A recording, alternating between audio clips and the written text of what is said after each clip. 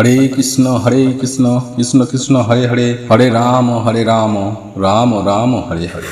নমস্কার বন্ধুরা, সুখের চাবি চ্যানেলে আপনাদের সকলকে জানাই স্বাগত। ভারতীয় দর্শন শাস্ত্র ও বিভিন্ন দেবদেবীর পুজো অর্চনার পদ্ধতি এই চ্যানেলের মূল আলোচনার বিষয়বস্তু। বন্ধুরা, আপনারা যদি নতুন কিছু জানতে চান বা নতুন কিছু শিখতে চান, চ্যানেলটি সাবস্ক্রাইব অবশ্যই করুন। বন্ধুরা, গোটা বিশ্ব জানে রাধা অষ্টমীর দিন এই কাজ করা মাত্রই 24 ঘন্টার মধ্যেই গৃহে অর্থকে চম্বকের মতো আকর্ষণ করে। হ্যাঁ বন্ধুরা, আপনারা একেবারে ঠিক শুনছেন। এই রাধা অষ্টমীতে যে ব্যক্তি এই কাজ করে তার জীবনে সারা বছর অর্থের বৃষ্টি হতে থাকে। বন্ধুরা, আপনারা প্রত্যেকেই জানি, যদি বাড়িতে পবিত্র জন্মাষ্টমীর ব্রত পালন করা হয়ে থাকে তাহলে সেই বাড়িতে অতি অবশ্যই রাধা অষ্টমীর ব্রত পালন করা উচিত। জন্মাষ্টমী এবং রাধা অষ্টমী এই দুটি ব্রতই পরস্পরের পরিপূরক, তাই একটি পালন করলে অপরটি পালন করতেই হবে।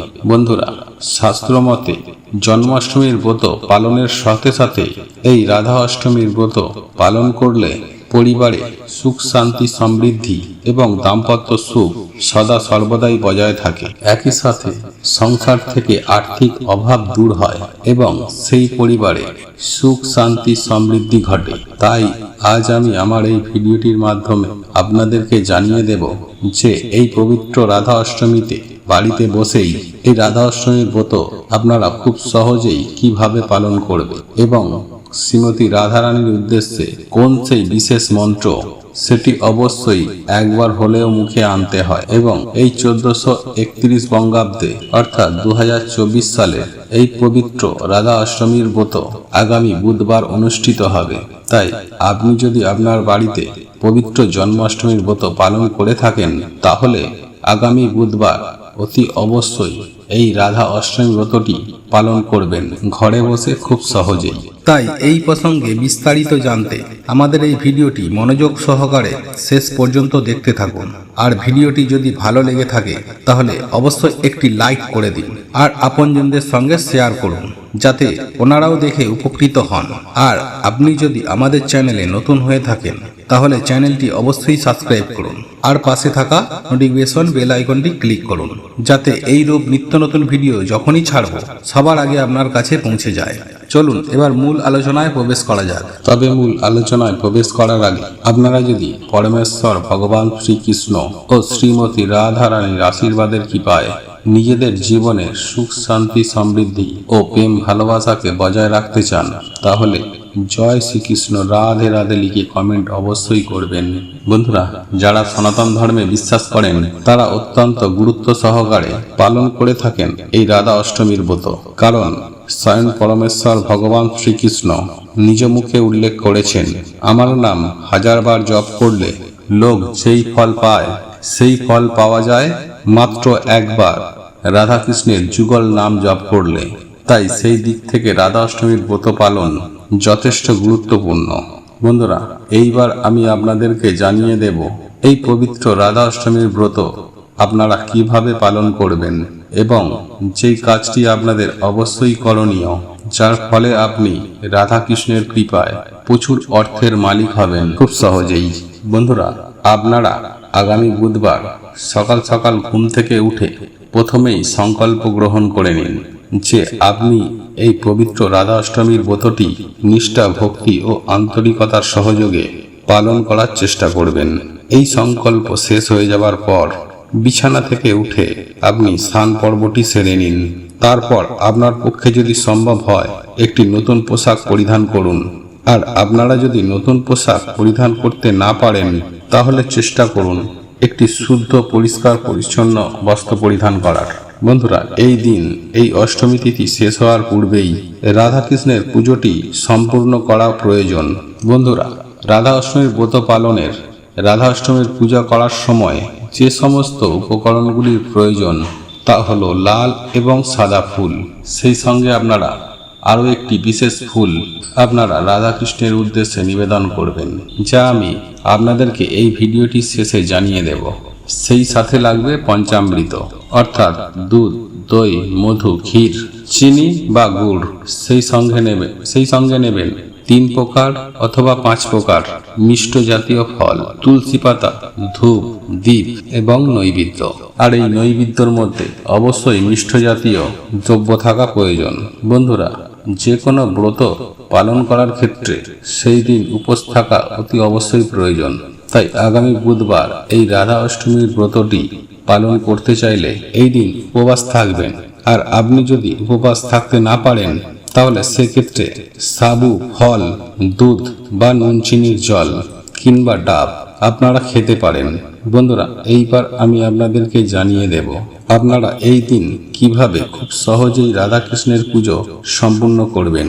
বন্ধুরা, সবার প্রথমেই একটি চৌকি, একটু উঁচু জায়গায় একটি লাল বা হলুদ কাপড় পেতে তার উপরে স্বয়ং পরমেশ্বর ভগবান শ্রীকৃষ্ণ ও শ্রীমতী রাধারানীর মূর্তিটি স্থাপন করুন। আর যদি আপনার বাড়িতে রাধাকৃষ্ণের মূর্তি বা ছবি না থেকে থাকে তাহলে রাধাকৃষ্ণের মূর্তি সবার আগেই আপনার গৃহে আনা প্রয়োজন। বন্ধুরা, অনেকেই রাধাকৃষ্ণের মূর্তির পাশাপাশি পুজোর ঘটও স্থাপন করে থাকে। তাই যদি আপনার পক্ষে সম্ভব হয় আপনি একটি মঙ্গল ঘটও স্থাপন করতে পারেন। এরপর পঞ্চামৃত দিয়ে রাধাকৃষ্ণের মূর্তিটিকে অভিষেক করান। তারপর দুজনকেই নতুন বস্ত্র পরিধান করিয়ে সুন্দরভাবে সাজিয়ে তুলুন এবং ঘট পুজো করার সঙ্গে সঙ্গে রাধাকৃষ্ণের পুজো আরাধনা করুন। ফুল, ফল, নৈবেদ্য ও মিষ্টি সাজিয়ে রাধাকৃষ্ণের কাছে নিবেদন করুন। বন্ধুরা, আপনারা এই দিন ভগবানের উদ্দেশ্যে ভোগ নিবেদন করতে পারেন। তবে আপনারা যদি জীবনে আর্থিক উন্নতি করতে চান, যদি চান আপনি প্রচুর প্রচুর টাকার মালিক হতে, কোটি কোটি টাকার মালিক হতে, যদি আপনারা চান স্বয়ং পরমেশ্বর ভগবান শ্রীকৃষ্ণ ও শ্রীমতী রাধারানীর কৃপায় আপনার সংসারে টাকা উপচে পড়ুক, তাহলে মাত্র 2টি কদম ফুল রাধাকৃষ্ণের পুজোর সময় শ্রীমতী রাধারানী এবং পরমেশ্বর ভগবান শ্রীকৃষ্ণের চরণে নিবেদন করুন। তাহলেই আপনারা জীবনে যা চাইবেন তাই পাবেন। এক কথায় বলতে গেলে আপনাদের জীবনে সুখ, শান্তি, সমৃদ্ধি সমস্ত কিছুই থাকবে। সেই সঙ্গে সঙ্গে আপনারা কোটিপতি হবেন, আপনাদের মনস্কামনা পূরণ হবে। বন্ধুরা, এই কদম ফুল আপনারা যদি একবার যদি পরমেশ্বর ভগবান শ্রীকৃষ্ণ ও রাধারানীর চরণে নিবেদন করেন তাহলে আপনার জীবনে কখনো অর্থের অভাব হবে না। আপনার 14 পুরুষ বসে খাবে। বন্ধুরা, এই ফুল নিবেদন করার পর আমাদের সকল মনস্কামনা, মনোবাসনা, মনোবাঞ্ছা, মনের সকল ইচ্ছা জানানোর পর এই একটি প্রণাম মন্ত্র জপ করুন। আর এই প্রণাম মন্ত্রটি হলো: হে কৃষ্ণ করুণা সিন্ধু দীনবন্ধু জগৎপথে গোপেশ গোপিকাকান্ত রাধাকান্ত নমস্তুতে। বন্ধুরা, এই মন্ত্রটি জপ করার পর শ্রীমতী রাধারানীর প্রণাম মন্ত্রটি আপনারা জপ করুন। আর এই মন্ত্রটি হলো: তপ্ত কাঞ্চন গৌরাঙ্গ রাধে বৃন্দাবনেশ্বরী পি শোভানুসুতে দেবী প্রণামাময়ী হরিপ্রিয়ে।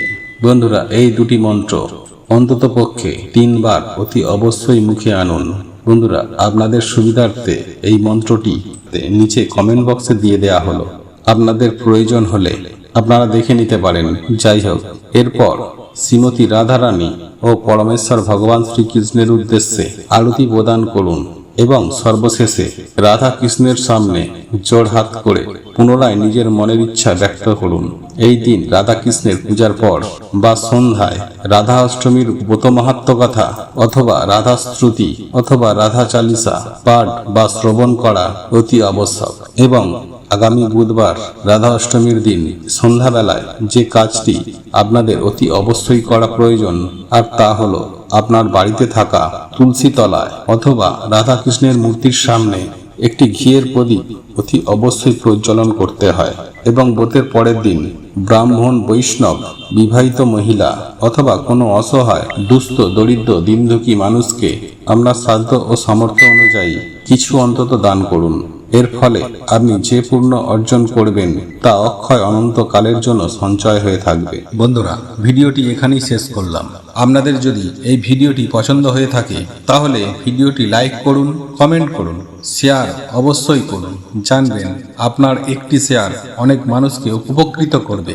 আর আপনি যদি আমাদের চ্যানেলে নতুন হয়ে থাকেন তাহলে অতি অবশ্যই সাবস্ক্রাইব করবেন। ভগবান বা ঈশ্বর আপনাদের মঙ্গল করুক। আপনারা সুস্থ থাকুন, ভালো থাকুন।